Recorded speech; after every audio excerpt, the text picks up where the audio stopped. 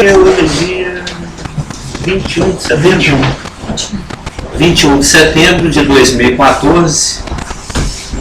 Estamos estudando o livreto do Cyrus Scofield, o Manejando Bem a Palavra da Verdade, que é um livrinho bem conhecido por todos, e já estamos no último capítulo. Capítulo 10, que fala de crentes e professantes. A gente já tem falado a respeito desse assunto há alguns domingos. Em toda a história da ação de Deus, o inimigo sempre usa como estratégia a infiltração. E ele gosta de trabalhar com agentes infiltrados. Foi assim na história de Israel, tem sido assim na história da igreja, e é essa a forma que o inimigo trabalha. O inimigo usa agentes infiltrados, que algumas vezes esse agente ele não é consciente de que está sendo usado pelo inimigo. E muitas vezes é religioso, é bem intencionado, ele é enganado. E existem também aqueles instrumentos, aqueles agentes que Satanás usa infiltrados dentro do trabalho que o Senhor faz, que são conscientes, eles têm ciência de que eles estão servindo a Satanás, e eles até querem fazer esse serviço mesmo e são voluntários nisso. Nós vamos ver nos versículos. É um assunto que não diz, como já foi falado, não diz respeito apenas à igreja. Esse é um modus operandi normal de Satanás. Sempre colocar alguém ali que parece, mas não é, que tem muita similaridade com aquilo que Deus está fazendo, mas que na realidade é só uma capa, é só um fake, é só uma ilusão. E o Senhor Jesus, ele quando estava instruindo os seus apóstolos e discípulos, ele colocou isso na forma, ele sintetizou essa questão da ação de Deus sendo perturbada por agentes infiltrados com aquela parábola famosíssima do joio e do trigo. Essa parábola ela faz parte de um contexto ali do Mateus 13, um contexto de parábolas que fala exatamente da infiltração, da ação e da expansão da ação do mal dentro da presença e dispensação. No contexto lá de Mateus, após a rejeição da oferta do reino milenar pela nação, pelos líderes da nação, aí o Senhor Jesus começou a redirecionar o ensino, a didática, aquilo que ele tinha para apresentar, para um novo contexto, para uma nova ótica. O reino que estava prestes a ser instalado, a se manifestar, ele falou, olha, arrependei-vos que está próximo do reino dos céus. Ele mudou a linguagem e começou a falar que agora essa coisa ia demorar. Esse é um assunto que a gente conhece bem, né? Falou, olha, o reino dos céus é semelhante a um rei que foi lá longe, depois de muito tempo ele voltou para acertar as contas. Então o reino que deveria ter sido implantado por Jesus Cristo como Messias de Israel, que veio trazer cumprimento a tudo aquilo que havia sido prometido aos pais e aos profetas, por eles também, assumiu um aspecto, assumiu uma forma de manifestação que as Escrituras chamam de mistério. Ele assumiu uma forma misteriosa. E mistério, conforme a gente já conversou muitas vezes, nas Escrituras, de acordo com o original grego, nada mais é do que algo do qual não se havia falado antes. Não é uma coisa não é esotérica, mística, mistério, não é isso. esse mistério faz parte lá do contexto religioso de Satanás. Ele tem esse tipo de ação também. Mas nas Escrituras, quando se diz que o reino, que era para ter sido implantado, assumiu uma forma misteriosa, quer dizer que assumiu uma forma da qual não se havia falado antes. A gente sabe pelas Escrituras, pelo recortar bem da palavra, né, o recortar dispensacional, nós sabemos que a igreja era algo que não estava revelado, não era algo profetizado. A igreja não fazia parte do plano de ação de Deus para a nação de Israel. Israel é um plano de ação, a igreja é uma outra contingência, é um outro plano de ação de Deus. E ainda que o nosso assunto, crentes e professos, o que é de verdade e o que é fake, o que é de mentira, o que parece, mas não é. É um assunto ainda que diz respeito a todas as dispensações, a todas as épocas. É uma ação comum de Satanás, mas nós estamos enfocando especificamente a nossa dispensação. Por quê? Dentro dos contextos das parábolas que tangem, que falam desse assunto, principalmente Mateus 13 e também as 7 cartas lá de Apocalipse 2 e 3, e os dois são contextos, como é que fala? Sinópticos, né? São contextos que se completam, eles são paralelos, eles falam do mesmo assunto. As parábolas do reino de Mateus 13 e Apocalipse 2 e 3, eles mostram que, e dentro do contexto das Escrituras com relação a esse assunto, que à medida que o tempo avança, que à medida que o Senhor permite, a tendência é que isso piore. A tendência é que a coisa fique cada vez mais brava, mais intensa. A gente observa, principalmente, isso para nós é bastante perceptível, porque nós estamos vivendo exatamente nos últimos dias da igreja. Porque quando as Escrituras usam esse termo, os últimos dias, existem os últimos dias para Israel, existem os últimos dias para a igreja. Nós que estamos vivendo os últimos dias da igreja, dessa dispensação que começou lá em Pentecostes e vai terminar com o toque da trombeta chamando a igreja, a noiva, no arrebatamento, nós percebemos pelas evidências, pelos sinais, nós estamos começando a ficar, vai chover, isso, não é, gente? O Senhor Jesus falou isso, a gente sabe ler os tempos, mas não sabe perceber as ações de Deus. Mas nós que somos esclarecidos e temos a palavra completa, e temos a iluminação e o ensino do Espírito Santo, nós percebemos pelas Escrituras que está fechando, que o plano de Deus para a igreja está chegando à sua conclusão, que nós realmente estamos dentro de um período, porque Éfeso, Esmirna, Pérgamo, Tiatira, Sardes, Filadélfia, Laodiceia falam do avanço da igreja, falam de como seria o desenrolar dessa dispensação. E o que começa com uma falta de foco, né?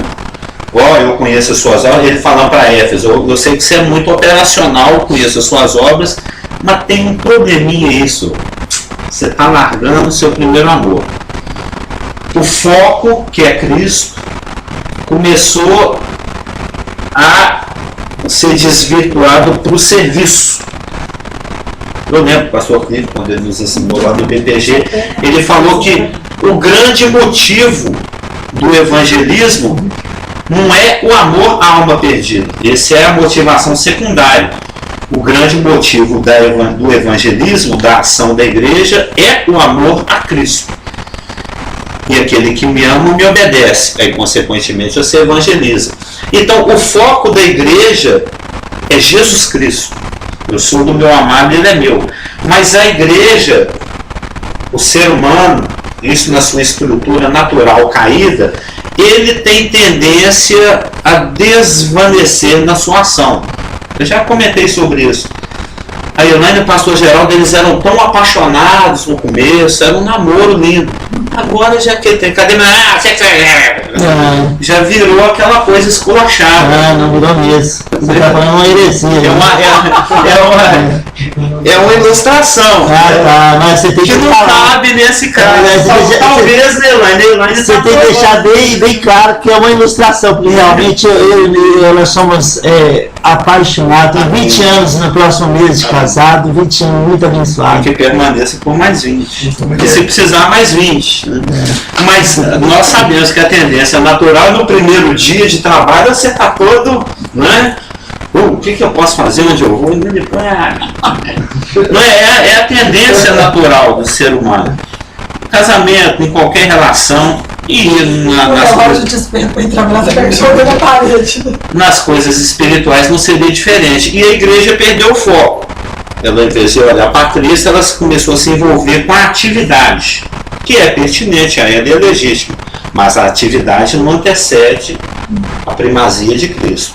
E depois de muita coisa acontecendo ao longo de 2 milênios, a igreja virou isso aí que nós estamos vivendo, essa coisa que nós estamos nela, né? Existe muita simpatia, falando de Ocidente, né? Que é onde o Evangelho teve maior penetração, porque o Evangelho não tem uma penetração uniforme em todas as culturas, mas pelo menos aquela cultura que professa a Cristo. Eu penso que na China poucos professam a Cristo, não é verdade?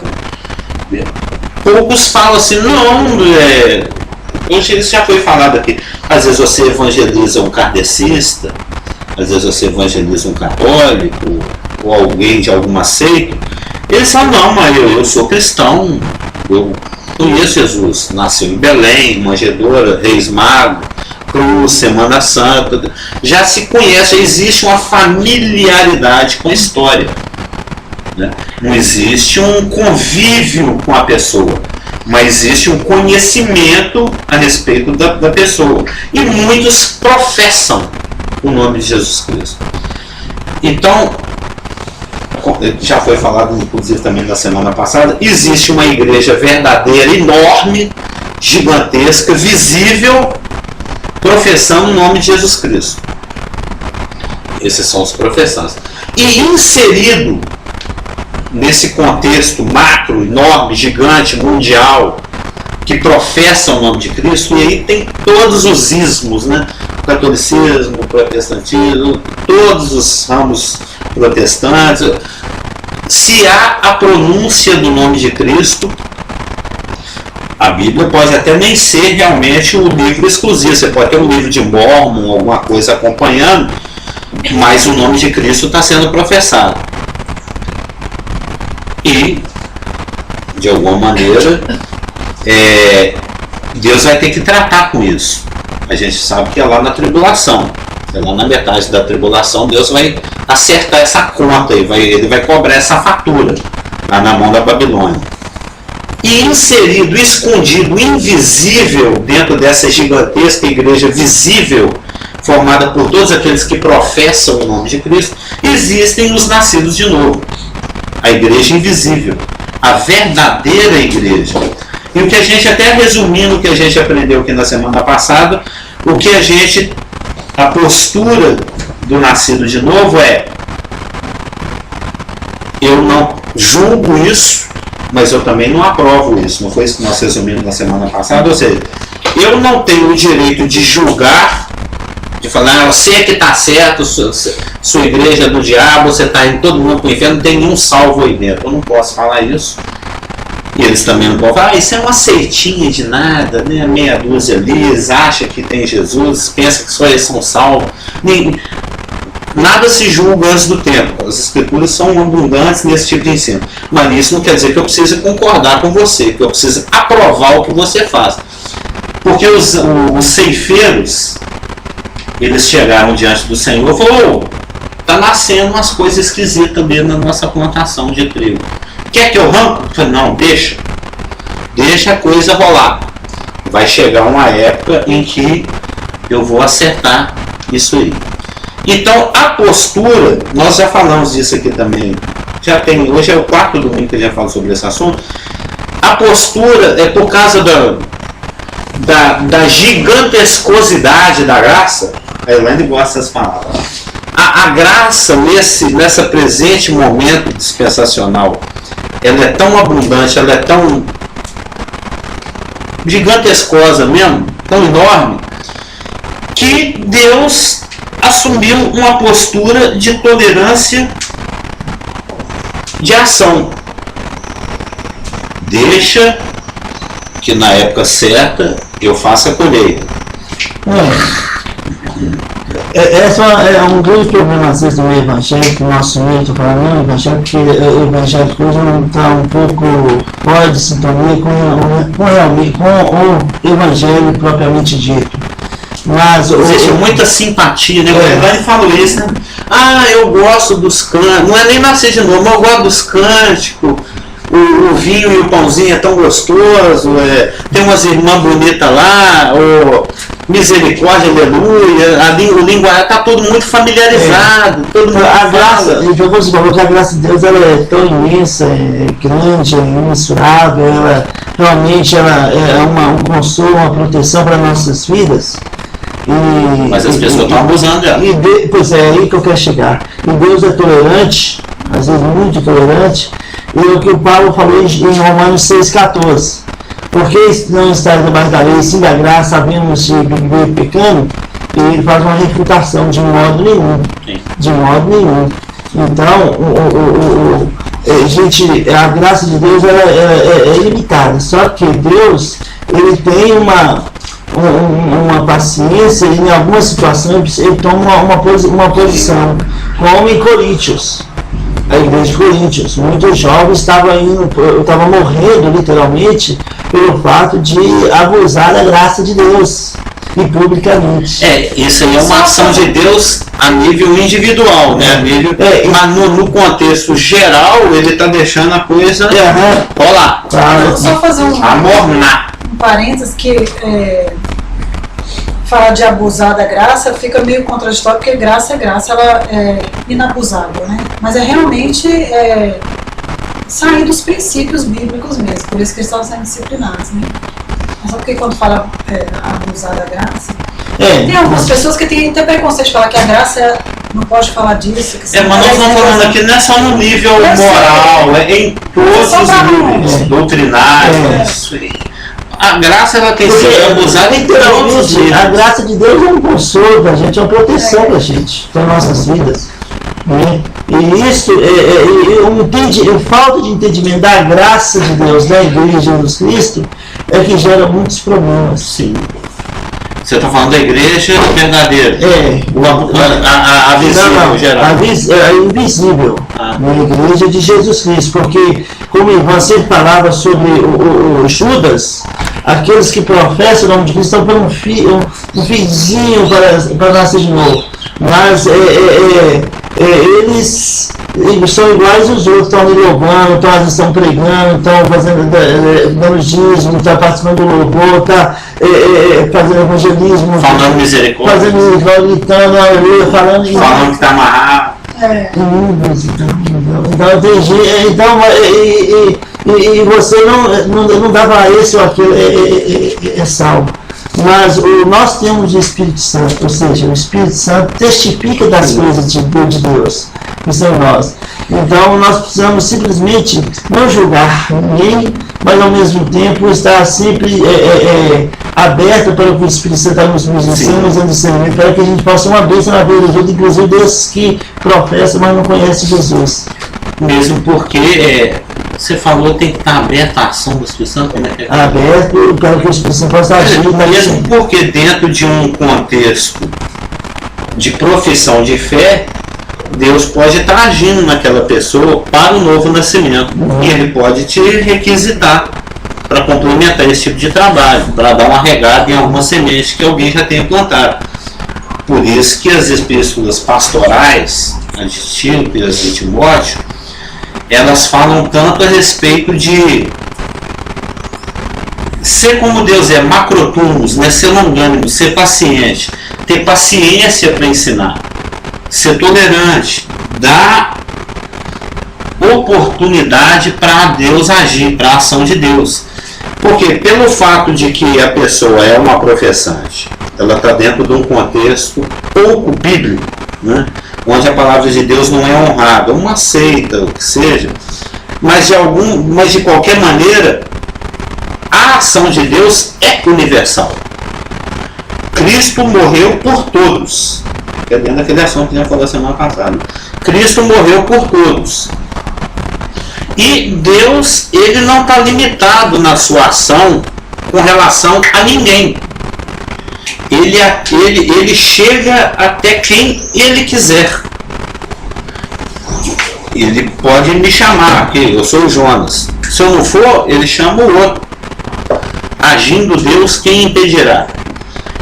E mesmo porque, ainda que seja um contexto professante, seja uma seita, por exemplo, mas se tiver um versículo escrito numa plaquinha, que é a Elaine de lá, né? A Elaine Joio. Lá na igreja Joio, a Elaine Joio, né?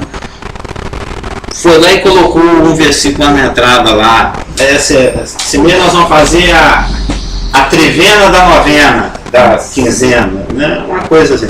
Aí ela põe um versículo, é igual foi com Martinho Lutero. Essa pessoa vê lá no quadro, lá tá lá a santa, a mulher da cara triste, com o coração cheio de espinho, pingando sangue, não sei o quê. E chegou um trem desse, né, cara? Folheto desse, né? O que eu vou fazer com isso? Mas lá tem um versículo, né? O justo viverá pela fé. Opa. Aí aquilo começa a perturbar. Aí Elaine Júnior, ela até nasce novo lá dentro. Deus pode usar ela depois disso por um tempo para alcançar mais alguém lá dentro, pode tirá-la imediatamente, porque a advertência de Deus é possível que se nasça de novo, mesmo dentro do catolicismo. No caso do Lutero, sair dela, povo meu, mais cedo ou mais tarde, o Espírito Santo vai falar isso para quem nasce dentro de um contexto pouco bíblico, professante, falou, sai dela, você participando das suas iniquidades. Mais cedo ou mais tarde, essa convocação para essa pessoa, para sair daquele contexto, vai acontecer. Mas isso é muito particular. As formas de ação de Deus são muito variadas. Por isso que a gente não pode ter uma postura de juiz e falar, não, aqui só... Aliás, o próprio catolicismo fala isso, não há salvação fora da igreja. Não está dentro dos dogmas católicos? Já leu essa? Dentro dos dogmas do catolicismo existe a afirmativa que não existe salvação fora da igreja. A gente também não pode falar isso. Não. Só os que são da igreja pentecostal, tocha de fogo do Senhor da Jerusalém Celestial das Luzes, é que são nascidos de novo. Essa é tudo pro inferno. Eles não podem falar isso. Eu também não estou falando, só quem é da expressão da graça. Se não for fora da expressão da graça, não há salvação. O planeta inteiro está indo pro inferno. Como é que é a palavra? Só se reunir aqui na casa da Elaine é que nasce de novo. Como é que foi a palavra que você usou semana passada? Os expressionistas, como é que é? Expressionistas graciosos. Somos expressionistas graciosos. Nós somos expressionistas graciosos. Não tem o luterano. Nós somos expressionistas graciosos. Só os expressionistas graciosos são salvos. É praticamente uma arca de Noé, né? 3, 4, 5, 6, 7, 8, Só a arca de Noé aqui. Inclusive os que são dessa comunidade que desviaram hoje perderam a salvação. Né? Seu Amã, seu João, o Rafael, todo mundo perdeu a salvação, só sobrou nós. Não existe isso. Quem somos nós para julgar as ações de Deus e a forma como Deus trabalha? Ele é hiper versátil nas suas ações. Ele usa uma mula, ele usa peixe, ele usa gente, ele usa o que ele quer, ele faz o que ele quer. Ele é soberano. Também estou estudando soberania, esse assunto é fantástico. Mas esse assunto, crentes e professantes, é muito pertinente a nós, que estamos vivendo os últimos dias da igreja, exatamente porque o Laodiceia, né, não é frio, nem é quente, mas é morno. A mornidão, essa palavra existe, mornidão. A mornidão nas escrituras falam de indistinção. aquela palavra que eu falei, domingo retrasado, existe também. Você sempre inventa palavras. Ele tem uma mania de inventar palavras. Lá na Terra da Márcia tem, na nossa terra tem. Na Terra da Val tem. O que? Machucão? Machucão. Não, eu vou falar machucão, o pessoal é machucão. Existe machucão? Machucão é o chiquinho, né? Não. É o machucão. Machucadão. Aí em vez de falar machucadão, fala machucão. São esses mineirinhos. Mas a mornidão nas escrituras falam de indistinção. E realmente está ficando cada vez mais difícil à medida que a dispensação que nós vemos dela avança para o fim, para o arrebatamento. A tendência é que realmente a coisa fique cada vez mais indistinta. Você não consegue mais distinguir o que é o que. O que é joio, o que é trigo, o que é professante, o que é verdadeiramente nascido de novo. Muita gente vai te cumprimentar, muita gente vai falar que também é simpática a Bíblia, muita gente vai falar que também gosta de Jesus, muita gente também vai falar que gosta do culto, que gosta do louvor, que gosta do Zé das Couve que gravou a música tal. Isso vai ficar cada vez mais disseminado. Vai ser uma coisa cada vez mais familiar à nossa cultura, a questão da similaridade com aquilo que é verdadeiro. O Evangelho realmente está se tornando algo popular, né? Algo popular. E pior, eu penso, pior do que aquilo que é contrastante, essa eu aprendi com o nosso antigo pastor. Na época das eleições de 1989, vocês lembram? Collor versus Lula, né? Na época, o antigo pastor, o pastor Marcos, ele estava fazendo uma pesquisa de boca de urna. Ele estava visitando os irmãos para saber quem que cada um ia votar, porque ele estava preocupado com a questão do PT. Que a postura vermelha, a postura comunista, é uma postura de intolerância. Então existia um receio de que, se o governo se tornasse vermelho, né, se ele se comunistasse, se isso poderia trazer alguma intolerância com o Evangelho. Era essa que era a preocupação dele, do pastor. Você lembra disso? Ele estava preocupado com a ação dos partidos vermelhos se eles tomassem o poder. Ele falou abertamente. Sim, e fez visitas particulares também. Ele foi me perguntar a minha opinião e eu falei assim: eu vou votar no Afif Domingos. O Afif Domingos é o candidato daqueles que não tem candidato, é o muro, né? Seria como votar no Eduardo Campos se ele estivesse vivo, né? Eu não vou votar na Dilma que ela vai ganhar mesmo, ou no Aécio que ele vai perder mesmo. Então eu vou votar no Eduardo Campos. Ele está votando assim do meu jeito. E eu não interfiro no resultado. De qualquer maneira você interfere, né? Aí a Afif Domingos, ele falou assim: eu acho que a sua opção não é uma boa opção. Ele também não queria que eu votasse no Lula, né? Eu falei: mas por quê? Aí ele me ensinou esse princípio: eu prefiro o mal que eu vejo do que o mal que eu não vejo. Porque o Lula, na época, era um mal explícito. Eu vim aqui para chutar tudo mesmo, para mudar as coisas. E existia uma possibilidade dele ser anti-gospel, né? Anti-evangelho. Era outro contexto em 89. E o Lula era o mal que ele via. Afinal, esse rapaz aqui eu não... Não, ele criou o Lula. O que ele viu. O Lula era aqui, afinal, esse aqui é o mal. Se eu passar na rua dele, eu tomo cocão. E o Afif Domingos, ele cria que ele era o mal que ele não via. O Afif Domingos, inclusive, era espírito. Não sei, né? Então, as ações deles poderiam ser piores do que a explicitude vermelha na sua insidiosidade de ação. Então ele falou assim: eu prefiro aquele mal que eu vejo, que esse aqui eu posso contar com eles como meu inimigo, do que aquele que tudo beleza, te abraça, tampinha nas costas, dá um gole do refrigerante, mas é seu inimigo que te odeia, quer te destruir. Então é preferível o mal que você está vendo do que o mal que você não está vendo. E a ação de Satanás na presente dispensação, em especial nessa fase Laodiceia, é exatamente isso. O mal está cada vez mais... Existe o mal explícito que está... Lógico, todas as formas de mal estão aflorando, tendem a culminar na transição do final dessa dispensação para a tribulação. A gente sabe isso, lembra? No nosso primeiro discurso aqui no estudo de Apocalipse, eu lembro que isso foi falado, o livro do Apocalipse é necessário porque nós vemos o mal agindo de todas as formas ao longo dos outros 65 livros, e se não tivesse o livro de Apocalipse, ficaria aquela pergunta: e aí, o bandido morreu? Aquele filme assim, né, que acaba, e o bandido morreu? O que aconteceu? Ele não vai cair do prédio gritando? Não vai ter aquele final, o mal? Como é que isso termina? E o livro de Apocalipse mostra exatamente como é que Deus dá um desfecho para o mal.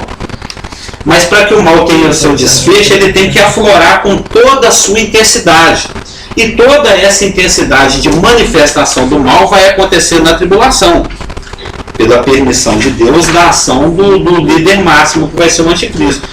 Mas à medida que a coisa vai amadurecendo e chegando para o seu clímax, tudo vai se intensificando. E nós estamos aqui na porta, no beijo, na pulga da tribulação. Prestes ao programa da igreja terminar. Prestes ao programa de consumação ter o seu início, que é a tribulação, para dar início ao reino messiânico, que é o de transição.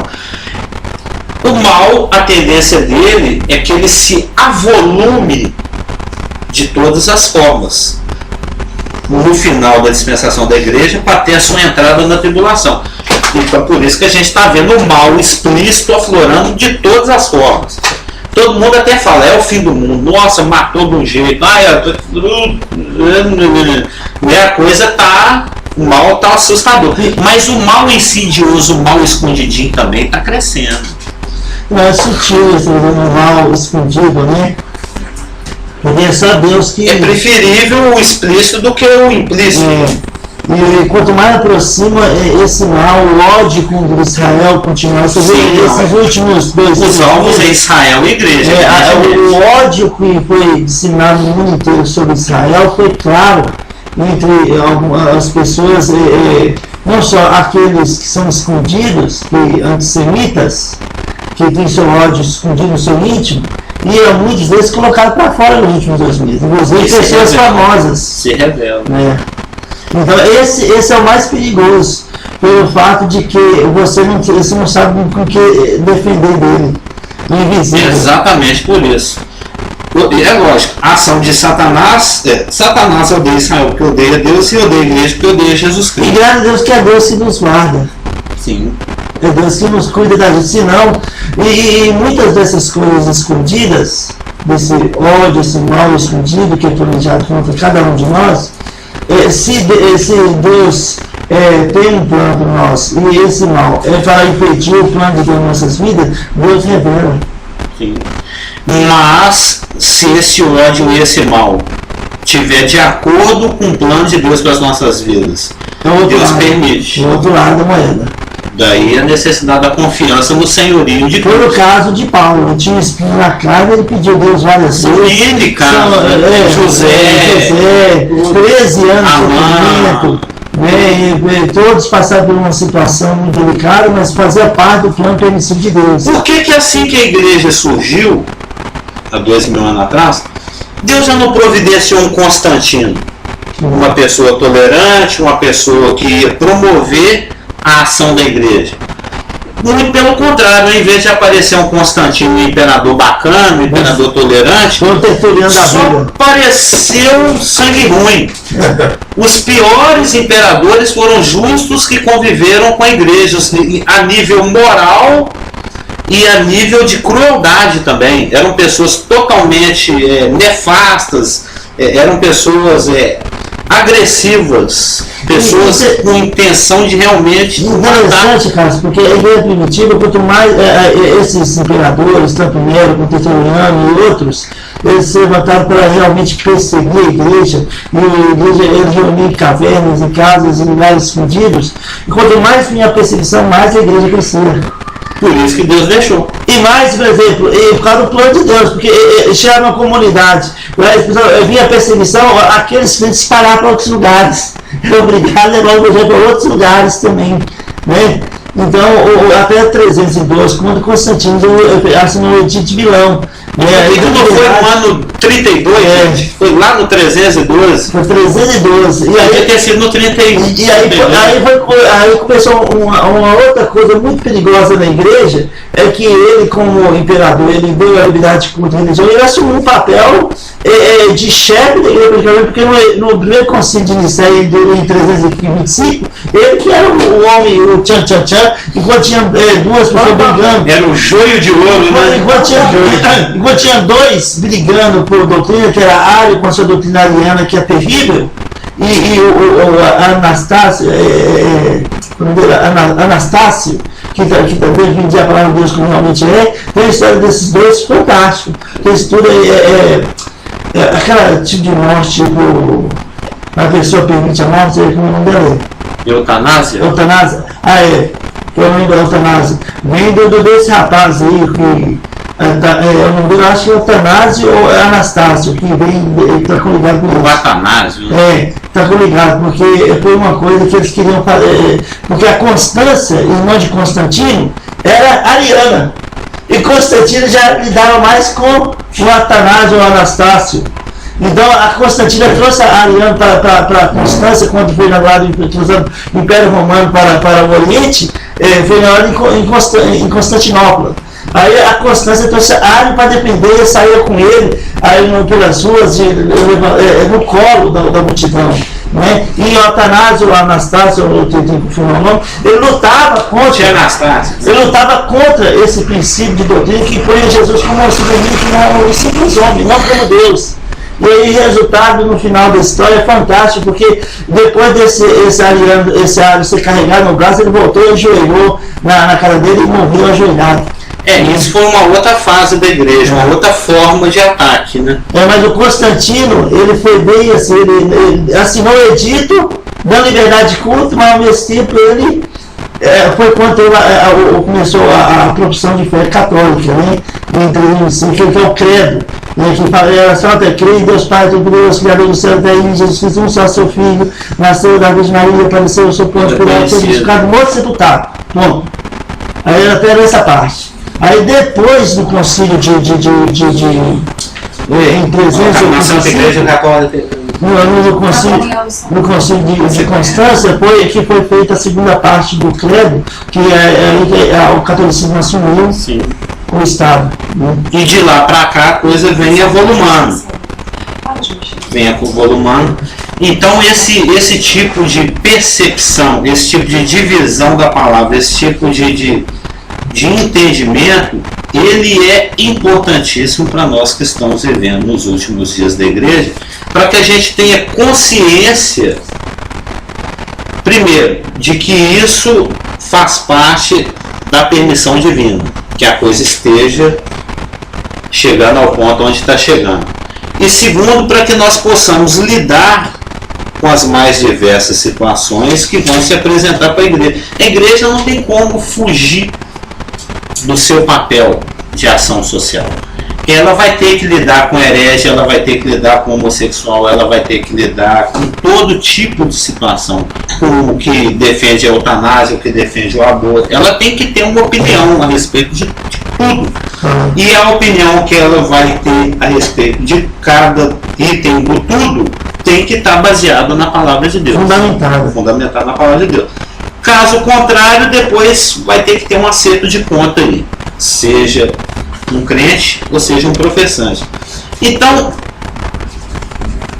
a tendência, os irmãos podem ficar espertos e conscientes, que só vai piorar. A coisa só vai piorar, vai ser cada vez mais difícil distinguir quem é quem.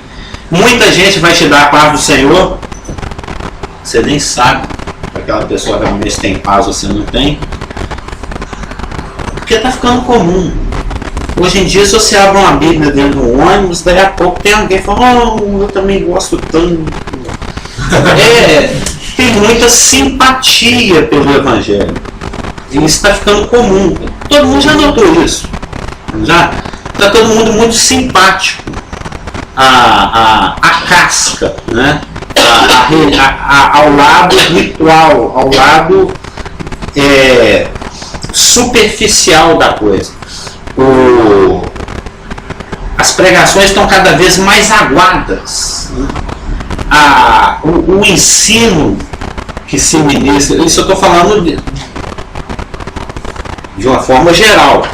Evidentemente que existem níveis de maturidade individual, existem níveis de maturidade de grupos locais, mas a tendência é que a igreja se afaste cada vez mais da palavra, que muita coisa que não tem a ver com a palavra seja misturada juntamente com a palavra naquilo que é ministrado nas igrejas, e que o conhecimento de Jesus Cristo e da palavra seja cada vez mais superficial dentro das igrejas, dentro da cristandade, dentro da profissão cristã. E cada um de nós vai ter que estar conectado com a central, vai ter que estar, como a gente está conversando aqui no início, antes do início do culto, né, tem que estar no espírito. Se precisar, vai lá no quarto, corre, ajoelha e ora, para saber o que é que eu tenho que fazer. Porque vai ser muita gente rindo, muita gente boazinha, muita gente concordando e muita gente indo para o inferno. Ou seja, só o dízimo, só o louvor, só a cortina, só o prédio, só a Bíblia bonita, novela arrancado lá, douradinha, mas não adianta nada isso. A gente não pode se enganar, porque eu já fui mais, agora eu sou menos, mas ainda devo ser. Nós evangélicos somos muito trouxa.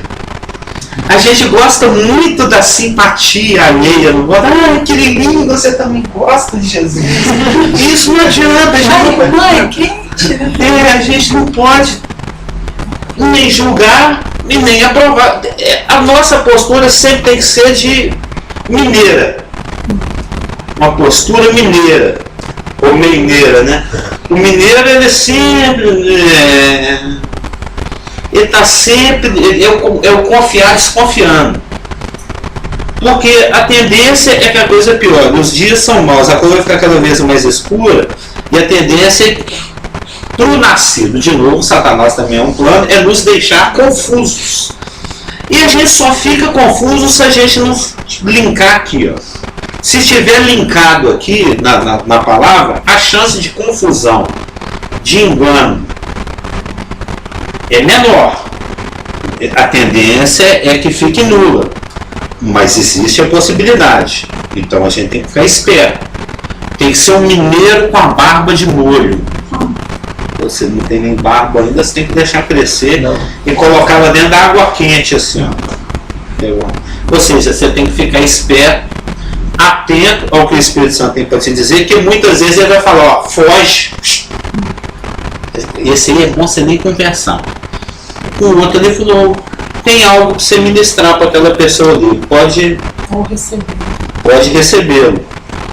Mas a norma geral, assim, cada caso é um caso, mas a norma geral, está lá em 3 João, agora que esse versículo que fala assim, ó, se alguém vem até vós e não traz essa doutrina, nem me abre a porta.